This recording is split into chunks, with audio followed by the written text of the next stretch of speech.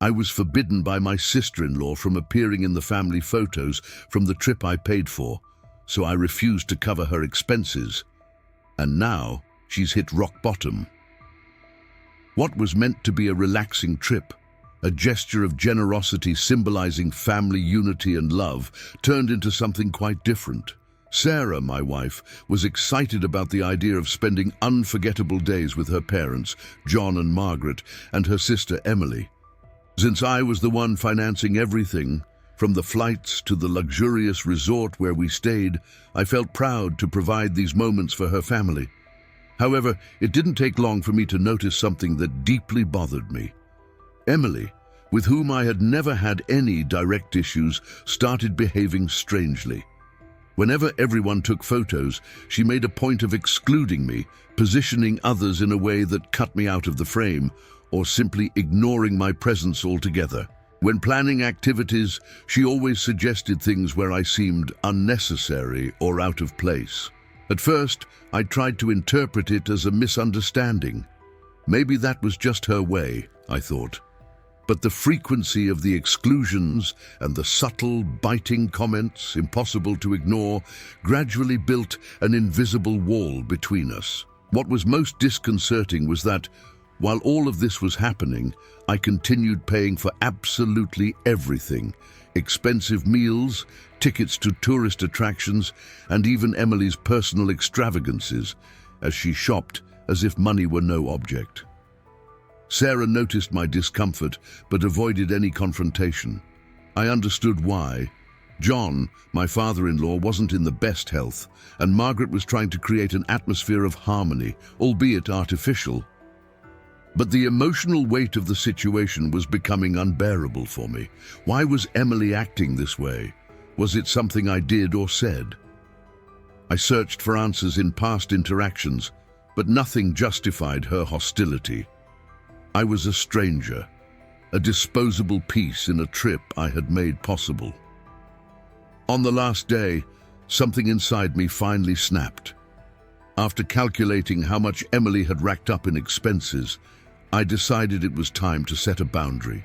When she arrived with another shopping bag, I made it clear I wouldn't be paying her bill. She would have to deal with the consequences. What happened next would completely change the family dynamics.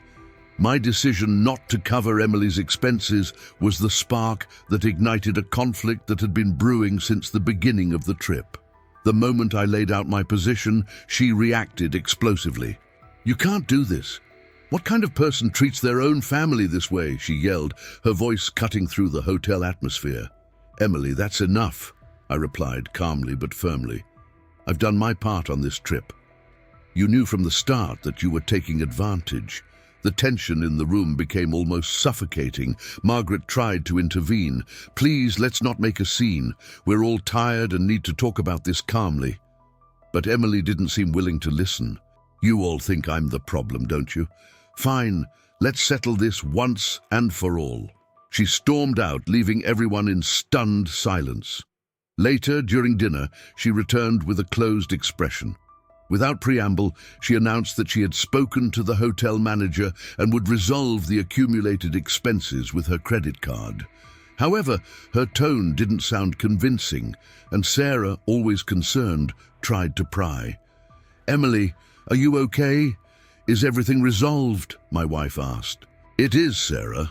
Don't worry about me," she replied curtly, but something in her expression made it clear that things were far from okay. The next morning, the true weight of the situation began to surface. While we were having breakfast, Emily finally let slip a confession nobody expected. "I can't afford this right now," she said, almost whispering. Everyone fell silent. Margaret was the first to speak. "But Emily, you knew you were spending too much. Why didn't you say anything earlier?" "Because nobody asks me anything. You all just look at me like I'm the family screw-up," she replied, tears in her eyes. "I have debts. I have kids. It's not as simple as you think." The revelation hit like a bombshell. Until that moment, no one knew the true extent of her financial situation. We were aware that she had a taste for expensive clothes and travel, but we had no idea it was being maintained by a house of cards on the verge of collapsing. Sarah was in shock. "Emily, why didn't you ever ask for help? You didn't have to pretend everything was okay." "Help? And listen to lectures about how I ruined everything? No thanks." She abruptly stood up from the table, leaving a heavy atmosphere in her wake. Later that day, while Margaret tried to console Emily in their room, Sarah and I had a frank conversation. My wife was torn. "She's my sister. I know she messed up, but I can't just turn my back on her," Sarah said, visibly distressed. "I understand, but how long will this continue? Did you see how she acted? It's not just about money, Sarah. It's her behavior. It's affecting everyone, including your parents." John, my father-in-law, who had been quiet until then, joined the conversation. "Emily has always struggled with responsibilities, but she needs to learn, Sarah. You can't carry this burden for her." Those words, coming from someone as kind as John, weighed even heavier on Sarah. We decided that the best course of action was not to give in, but this only complicated matters further. Emily blamed us for everything, and in her anger, she began to make sarcastic comments during any interaction. "You're all against me. I hope you're happy, because now I have to deal with everything alone," she shot during one dinner. Sarah tried to say something, but Emily had already decided that no one there was trustworthy. That trip, which should have been a moment of unity, had turned into a minefield of resentments. And deep down, we all knew that the consequences of what had transpired wouldn't end there. The weeks following the trip were marked by an uncomfortable silence between Emily and the rest of the family. Sarah tried in vain to reopen the lines of communication with her sister, but every attempt was met with coldness or hostility. "I don't need your pity, Sarah," Emily would say whenever my wife tried to broach the topic of debts or offer any kind of support. Meanwhile, Emily's financial reality began to unfold. The hotel bill, which she had promised to pay, eventually came back to Margaret.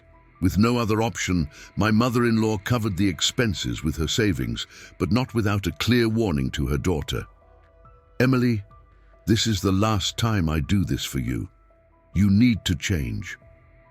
Those words had little effect. A few days later, we discovered that Emily had stopped paying the children's school fees and was about to lose her house. Her ex-husband, Michael, reached out to me directly, something he had never done before. "Sorry to bother you, but I'm desperate. Emily is completely out of control," he said, his voice heavy with concern. Michael explained that, although he was already helping with the children's expenses, he couldn't compensate for her financial collapse. This conversation put me in a difficult position. On one hand, I didn't want to get further involved in Emily's problems, but on the other, I knew the kids were innocent in her choices. That's when I decided to give Michael a job opportunity at my company. It was a way to help him maintain some stability for the kids without directly benefiting Emily. The decision to help Michael sparked even more conflict. When Emily found out, she was furious. "So you help my ex-husband, but not me? What kind of game is this?" she shouted over the phone during a call filled with accusations. "This isn't a game, Emily," I replied, trying to stay composed. "I'm doing this for the kids because I know he will use the money to take care of them. You, on the other hand, need to learn to deal with the consequences of your actions." This conversation set off a chain reaction that led Emily to cut off all contact with me. Sarah, however, still tried to maintain some connection, but every conversation was an exercise in patience. Emily began blaming everyone around her for her problems: family, her ex-husband, and even the children, whom she claimed didn't understand the sacrifices she was making. John, my father-in-law, tried to mediate the situation, but his health was rapidly declining. He had been diagnosed with a heart condition months before the trip, and the family stress wasn't helping. "What hurts the most is seeing how this is driving you all apart," he said during a moment of lucidity, holding Sarah's hand. Unfortunately, even his frailty wasn't enough to change Emily's behavior. She continued to pursue a lifestyle she clearly could not sustain, ignoring Margaret's and Sarah's pleas to prioritize the children's needs. The breaking point came when Michael informed us he was seeking primary custody of the children.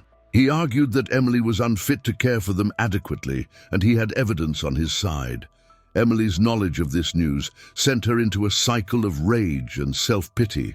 "You're all against me," she screamed during a video call with Sarah, crying uncontrollably. "You want me to lose everything.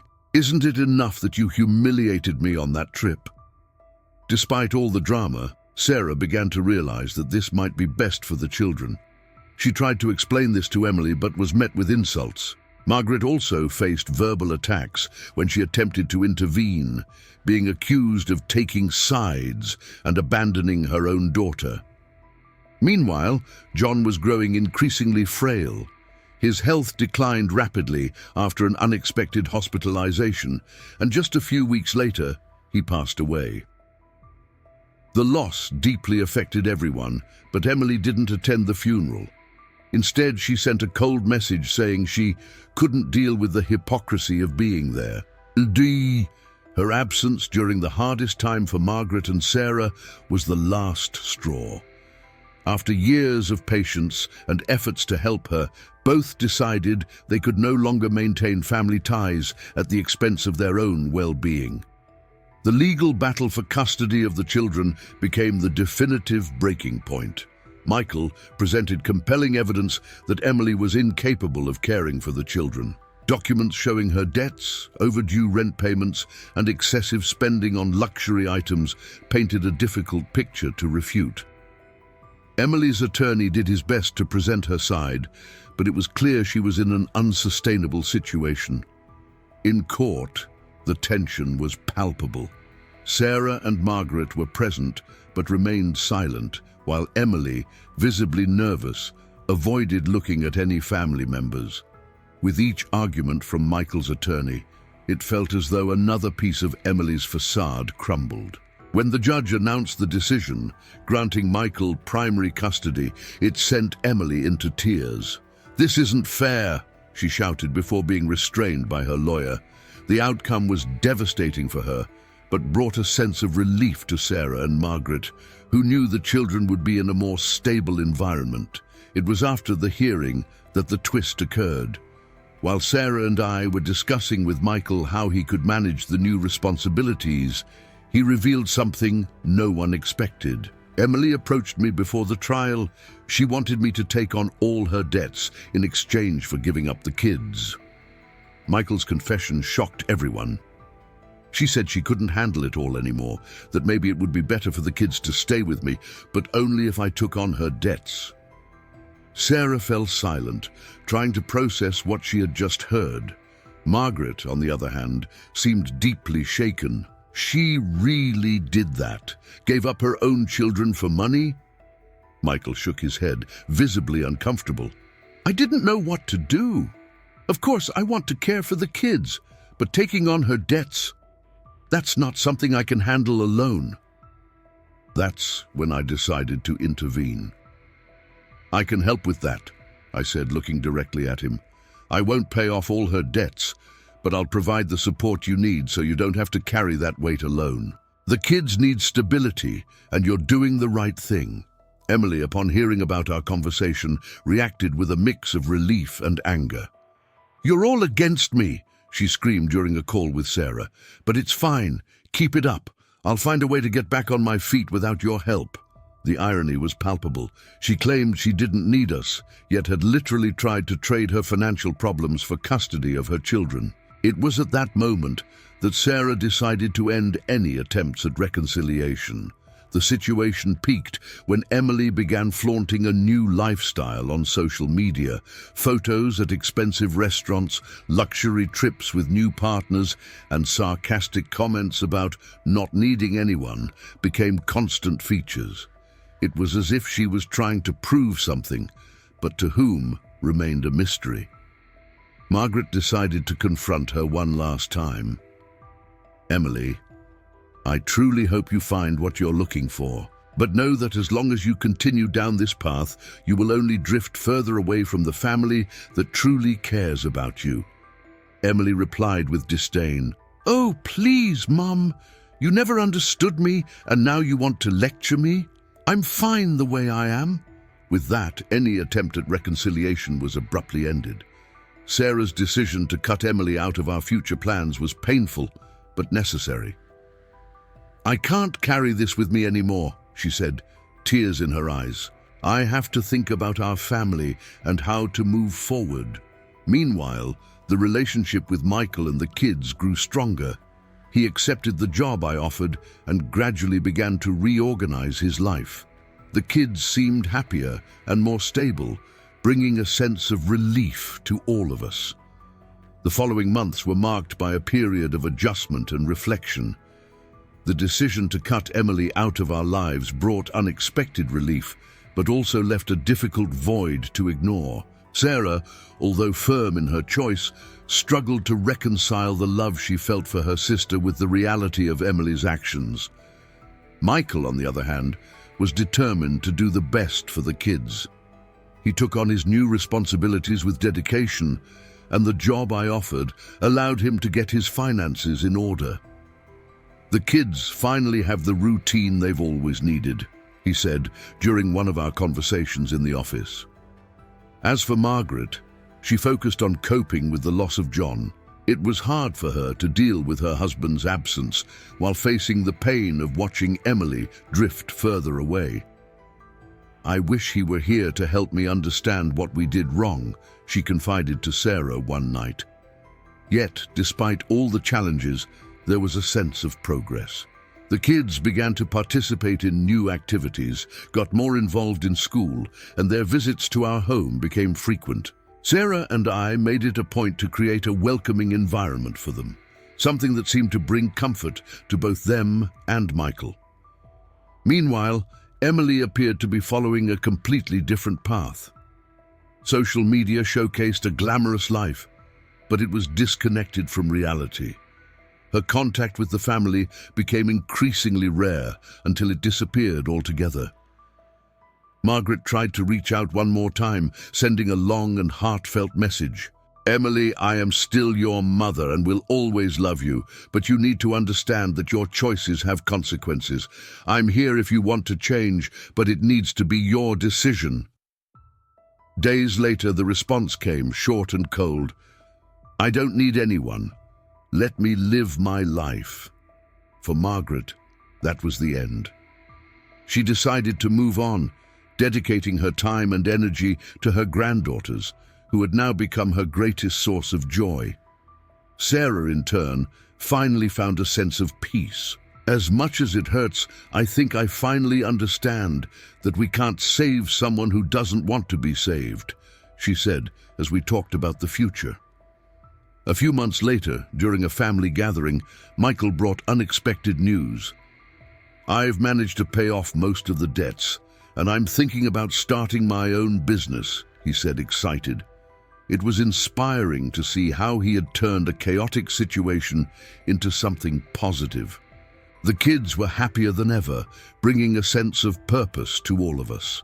Sarah and I began prioritizing moments with them and with Margaret, creating memories that reinforced the bonds that remained in the family.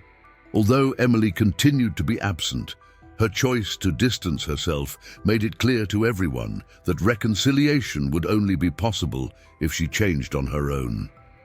In the meantime, we moved forward, more united and aware of what truly matters, supporting those who are willing to walk together. If you enjoyed this story and think it carries an important lesson, don't forget to give it a like and share in the comments what impacted you the most. Want to follow more stories like this? Then subscribe to the channel and hit the bell so you don't miss any updates. Your participation is very important to us. See you in the next video.